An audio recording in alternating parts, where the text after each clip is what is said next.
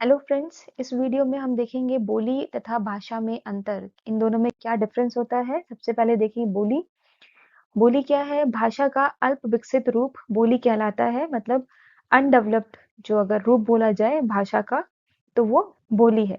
इसका प्रयोग सीमित क्षेत्र में होता है। एक लिमिटेड एरिया में बोली का प्रयोग होता है। ये हर जगह प्रचलित नहीं होती। हर कोई इसको समझ नहीं पाता। एक लिमिटेड एरिया में ही लोग उसको समझते हैं और बोलते हैं। इसमें प्राय साहित्य की रचना नहीं की जाती है। साहित्य मतलब बुक्स नहीं लिखी जाती उसमें। बोली में बोली में लोकगीत लोक कथाओं की रचना होती है। लोकगीत लोक कथाएं मतलब जो लोगों में लोकप्रिय हैं, जो किसी एक सीमित एरिया में लोग उसको गाते हैं या उस बोली को समझते हैं, और उसमें ही उनकी जो लोक कथाएं होती हैं वो बोली जाती हैं। परंतु ये लिखित रूप में नहीं होती। इनको लिखा नहीं जाता। ये लोगों में ही बोलने में ही प्रचलित होती हैं। अगर ये लिखी भी होती हैं तो वो बुक्स अगर आपको मिलेंगी तो वो एक सीमित एरिया में ही मिलेंगी। हर जगह वो नहीं मिलेगी आपको। इसका प्रचलन मौखिक रूप में ही होता है। जो बोली का ये जो लोकगीत है लोक कथाएं हैं उनका जो प्रचलन है वो अ, मौखिक रूप में होता है। मौखिक रूप मतलब बोलने और सुनने में ही होता है। उसका लिखने में ज्यादा यूज नहीं होता।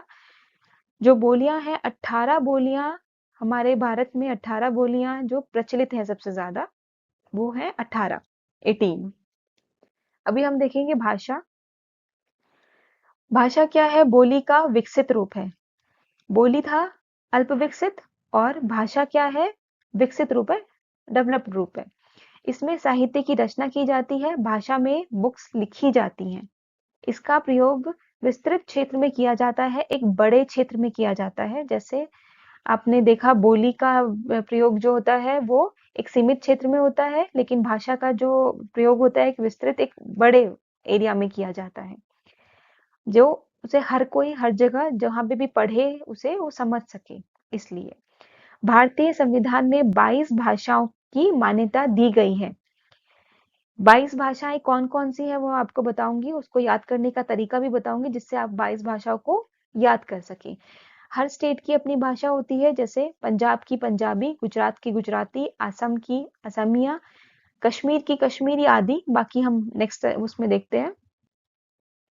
देखिए 22 भाषाएं जो हैं कौन कौन सी हैं, इनके नाम देख लेते हैं पहले। हिंदी, उर्दू, संस्कृत, कश्मीरी, पंजाबी, गुजराती, मराठी, कन्नड़, मलयालम, तमिल, तेलुगु, उड़िया, बांग्ला, असमिया, नेपाली, कोंकणी, मैथिली, मणिपुरी, डोगरी, संताली, सिंधी और बोडो।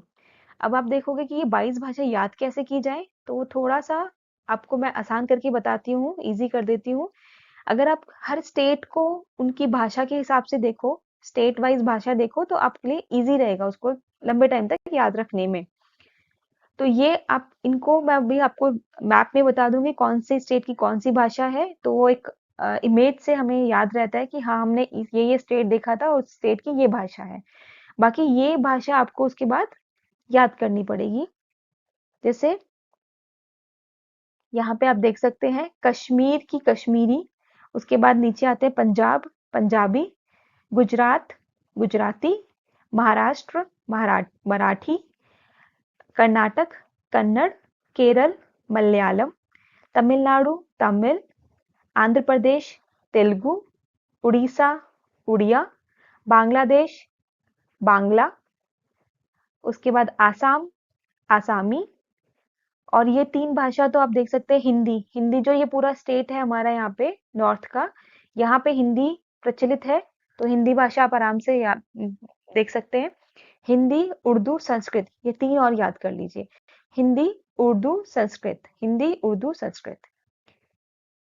उसके बाद ये बची बाद में, ये सारी भाषाएं बाद में हमारे संविधान में ऐड की गई थी। कौन कौन सी है? नेपाली, कोंकणी, मैथिली, मणिपुरी, मणिपुरी मणिपुर की है, डोगरी, संताली, सिंधी और बोडो।